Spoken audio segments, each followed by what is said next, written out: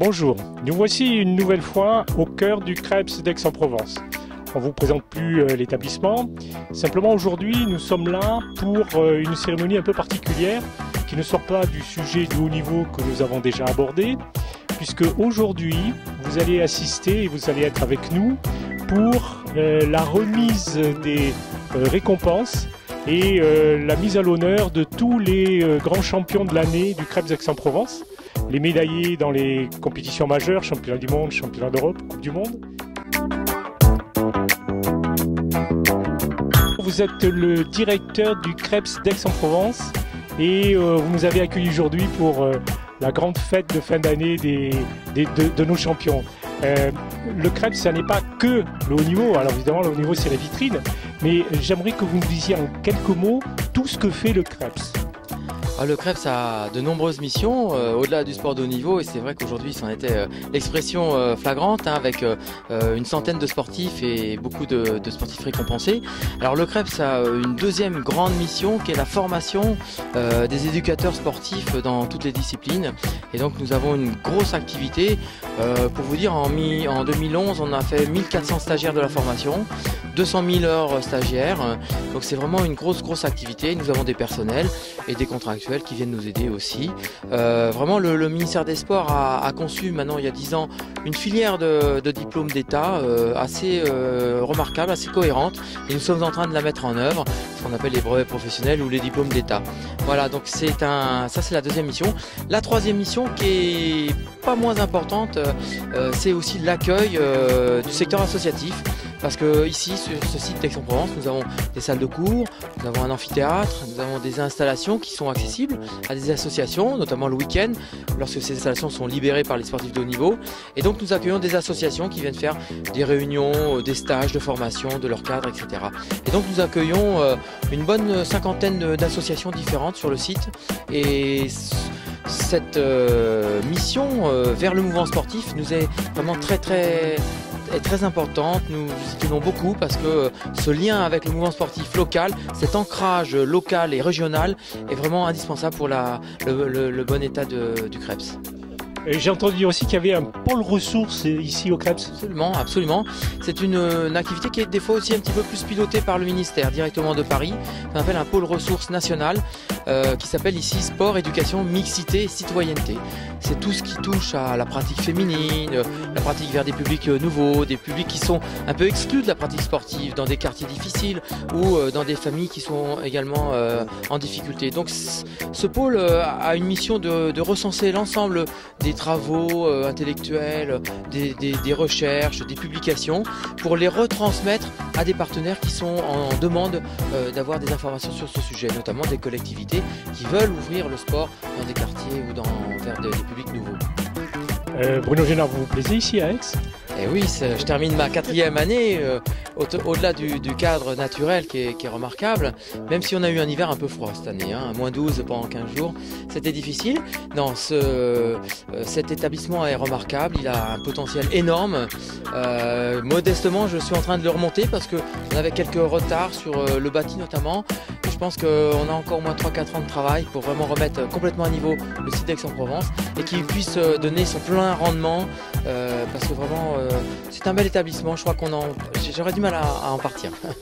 Alors j'espère que vous allez rester longtemps, et on vous remercie déjà de toutes ces informations au-delà de ce qu'on a pu voir aujourd'hui de la vitrine, et on va vous demander l'autorisation de revenir vous voir pour qu'on rentre un peu plus dans les détails des missions de cet établissement magnifique qui est, moi je l'ai vécu assez souvent, un des fleurons des établissements de formation et de préparation sportive en France. Et avec grand plaisir, les portes sont ouvertes, et c'est vrai d'aller un petit peu plus loin dans la connaissance, dans l'appropriation de ce que font les gens ici.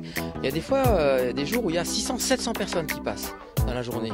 Alors on avait tout à l'heure le directeur régional qui vient souvent ici faire des réunions avec ses directeurs départementaux, avec son équipe du haut niveau, qu'on voit souvent parce qu'il nous accompagne dans le suivi des sportifs de haut niveau, la direction régionale ayant évidemment une compétence en matière de sport de haut niveau.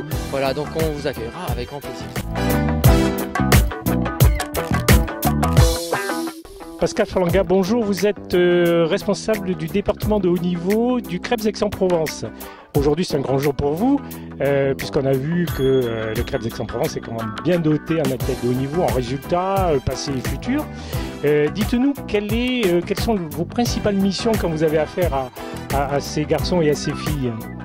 Alors, ce qui est le plus important, c'est de faire en sorte qu'ils puissent accomplir leur double projet, c'est-à-dire leur projet de vie, à savoir mener de front un projet sportif au plus haut niveau possible, en fonction de leur capacité, de leur potentialité, et puis aussi le projet scolaire, universitaire ou professionnel, de façon à ce que ni l'un ni l'autre ne soit mis en péril, tout en faisant en sorte aussi de conserver leur intégrité physique et psychologique. Donc vous prenez soin de ces athlètes, vous faites en sorte qu'ils soient les meilleurs et puis qu'ils préparent aussi leur avenir après le sport. Je pense que vous avez globalement que des succès ici. Disons que moi, pour moi, le succès, c'est relatif et ça dépend de quel angle on se place.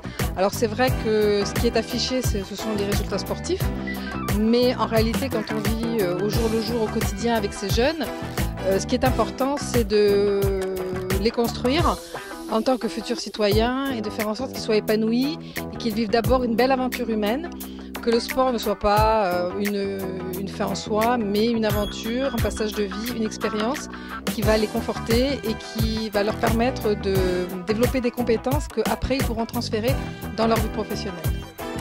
Vous avez suivi, je pense, les athlètes déjà depuis pas mal d'années ici au Krebs et il y en a certains qui ont eu une activité sportive et des résultats extraordinaires parce qu'il y a des champions olympiques. Est-ce que vous les suivez après, vous savez ce qu'ils deviennent et vous avez aussi, en dehors des médailles, la certitude que vous avez bien travaillé pour le reste?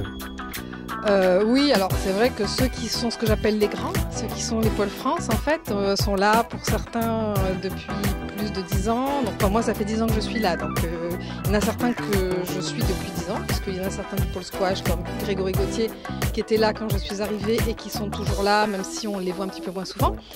Mais sinon c'est vrai que ce qui fait que en fait, oui je les suis, alors ceux qui, les Pôle France jeunes ou les Pôles Espoirs, après soit vont en centre de formation, de club professionnel, soit en équipe de France à l'INSEP. Et c'est vrai que oui, je les suis bien sûr, puisque par exemple cette année, nous avons pour les Jeux Olympiques de Londres 5 sportifs qui sont à l'INSEP et qui sont passés par ici, avec qui j'ai gardé des relations très proches, comme Marlène Arnois, Caroline Graff, Christopher Pat, Maïté Méjean, tous ces jeunes sportifs qui ont passé entre, on va dire, 4 et 5 ans chez nous, sont maintenant à l'INSEP et je continue de les suivre malgré tout.